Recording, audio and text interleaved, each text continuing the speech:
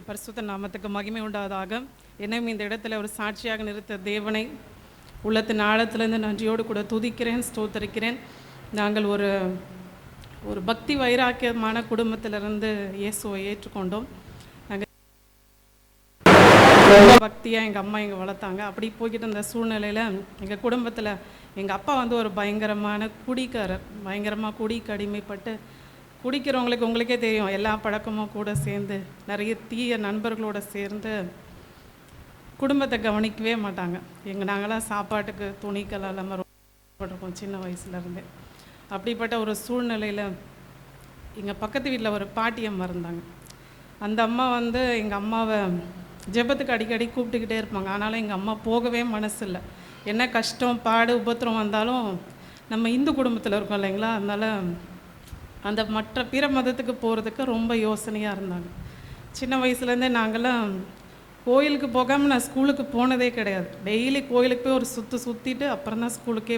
ஒரு பக்தி வைராக்கியமாக எங்கள் அம்மா எங்களை வழி நடத்துனாங்க. ஆனாலும் குடும்பத்தில் நிறைய பிரச்சனைகள், போராட்டங்கள் வந்து கொண்டே இருந்தது. எங்களை வளர்த்ததே எங்கள் மாமா வளர்த்தாங்க. எங்கள் அப்பா ஒரு கவர்மெண்ட் ஸ்டாஃப். ஆனாலும் அவர் என்ன பண்ணுவாருன்னா, வர சம்பளத்துல எல்லாம் குடிச்சே வீட்டுக்கு எவ்வளோ சம்பளம் பண்ணுவாங்க, வெறும் 11 கொடுப்பாரு எங்கள் அம்மாவுக்கு. அப்படிப்பட்ட சூழ்நிலையில எங்கள் அம்மா வீட்டு வேலைக்கு போனாங்க. இந்த ஊருக்கா கம்பெனியில்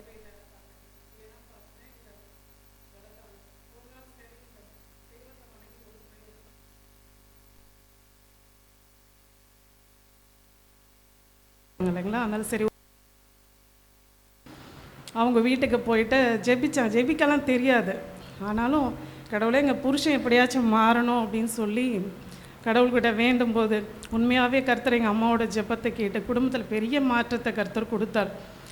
என்ன ஒரு அதிசயம்னு கேட்டிங்கன்னா, எங்கள் அம்மா என்னைக்கு சபைக்கு போன ஜெபிச்சாங்களோ அந்த நாட்கள்லேருந்து எங்கள் குடும்பத்தில் ஒரு பெரிய மாற்றத்தை கர்த்தர் கொடுத்தார்.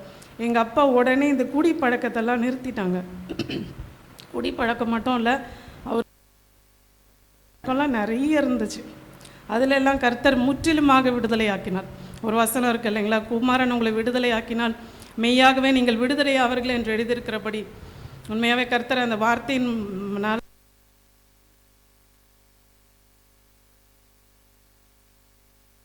குடும்பத்தில் ஒரு பெரிய மாற்றம் உண்டானது. எனக்கு 2 அண்ணன், ஒரு தங்கச்சி. எங்கள் அப்பா குடிச்சே எல்லாத்தையும் அழிச்சதுனால எங்களுக்கு எங்கள் 4 பேர் எங்கள் அம்மா படிக்க வைக்கணும், சாப்பிடணும். அப்படிப்பட்ட ஒரு சூழ்நிலையில் இருக்கும்போது என்ன ஆச்சுன்னா, எங்கள் வீட்டில் கடன் பிரச்சனை அதிகமாகிருச்சு. கடன் வாங்கி எங்கள் அப்பா சம்பளம் கூடி நிறுத்தின பிறகு சம்பளம்லாம் வாங்கிட்டு கொடுப்பாங்க. அந்த சம்பளம் வாங்கினா ஒரு நாள் மட்டும்தான் எங்கள் வீட்டில் செலவுக்கு பணமே இருக்கும். மற்ற 30 நாள் வீட்டில் பணமே இல்லாமல் கடன் வாங்கி அப்படியே குடும்பம் போய்கிட்டே இருந்துச்சு. எங்களை படிக்க வைக்கணும், சாப்பிட்ணும் இல்லைங்களா. அப்படிப்பட்ட சூழ்நிலையில் என்னாச்சுன்னா, எங்கள் அண்ணன்கள்லாம் வெளிநாட்டுக்கு போய் வேலை பார்க்குறதுக்கு கர்த்தர் ஒரு வாய்ப்பை ஏற்படுத்தி கொடுத்தார். எங்கள் அண்ணன் படித்து முடிச்சுட்டு இந்த கேட்ரிங் காலேஜ் படித்தாங்க. படித்ததுனால கப்பலில் போயிட்டு வேலை செஞ்சு என்ன அதிசயம்னு கேட்டிங்கன்னா, ஒரே வருஷத்தில் கர்த்தர் எங்கள் குடும்பத்தில் இந்த கடன் பிரச்சனை எல்லாத்தையும் மாற்றினார். குடும்பத்து சூழ்நிலைகளை அப்படியே டோட்டலாக மாறுச்சு. அதுக்கப்புறம் நாங்கள் தொடர்ந்து சபைக்கு போய்கிட்டு இருந்தோம். 2000 எங்களுக்கு மேரேஜ் ஆச்சு. எங்கள் அம்மா ஒரு இந்து குடும்பத்துலேருந்து வந்ததுனால எங்களை ஆண்டவரை ஏற்றுக்கொண்ட பிறகு எங்களை ரொம்ப பக்தியாக நடத்தினாங்க, ஆண்டவருக்குள்ளே நடத்தினாங்க. எங்களுக்கு என்ன வேணும்னாலும் எங்கள் அம்மா கிட்ட போய் கேட்டால் எங்கள் அம்மா சொல்லுவாங்க, ஜோம் பண்ணுங்கள், கர்த்தர் தருவார். அப்படி சொல்லியே வளர்த்ததுனால எங்களுக்கு என்ன வேணும்னாலும் ஜெபிப்போம். உண்மையாக கர்த்தர் எங்களோட ஜெபத்தெல்லாம் கேட்டு எங்களோட குடும்பத்தில் பெரிய மாற்றத்தை, அற்புதத்தை நாங்கள் தினமும் பார்க்குறதுக்கு கர்த்தர் கிருபை செஞ்சார். 2000 எனக்கு மேரேஜ் ஆச்சு. உண்மையாக கர்த்தர் எனக்கு ஒரு நல்ல ஆவிக்குறை கணவரை கொடுத்தார். நாங்கள் அப்படியே குடும்பம் போய்கிட்டே இருக்கும்போது 2011 முழு நேர ஊழியத்துக்காக அவங்க செஞ்சுக்கிட்டு இந்த வேலையெல்லாம் ரிசைன் பண்ணிவிட்டு ஊழியத்துக்குன்னு வந்தோம்.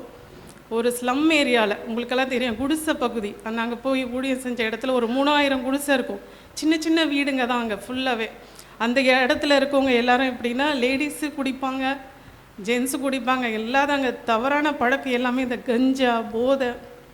அப்படிப்பட்ட மக்கள் மத்தியில் ஊழியம் செய்யும்படியாக கர்த்தர் எங்களை அந்த இடத்துக்கு அழைத்து கொண்டு போனார். அங்கே போய் ஒரு 2 குடிசை வாங்கி ஒரு இடம், ஒரு ஷெட்டு மாதிரி போட்டு ஜெபம் நடத்திக்கிட்டு இருந்தோம். அப்போ அங்கே உள்ள மக்கள் எல்லாம் சபைக்கு ஆண்டவரை ஏற்றுக்கொண்டாங்க. நிறைய கர்த்தர் எங்களை கொண்டு போன அந்த நோக்கத்தை கர்த்தர் அந்த இடத்துல நிறைவேற்றினார். அநேக மக்கள் இயேசுவை ஏற்றுக்கொண்டு இயேசுவை ஆண்டவர் ராஜ்யத்துக்கு எதிராக நடத்தும்படியான ஒரு ஸ்லாக்கியத்தை கர்த்தர் எங்களுக்கு கொடுத்தார். அநேக நாடுகளுக்கு சென்ற ஆண்டோட ஊழியத்தை செய்யும்படியான பாக்கியத்தையும் கர்த்தர் எங்களுக்கு கொடுத்தார். எங்களுக்கு 2 பிள்ளைங்க இருக்காங்க. எங்களுக்காக ஜெபித்து கொள்ளுங்கள். எங்களுடைய ஊழியங்களுக்காக நீங்கள் தொடர்ந்து ஜெபிக்கும்படியாக கேட்டுக்கொள்கிறேன். இந்த வாய்ப்பை கொடுத்த போதகருக்கு நன்றி சொல்லுங்கள். Thank you pastor.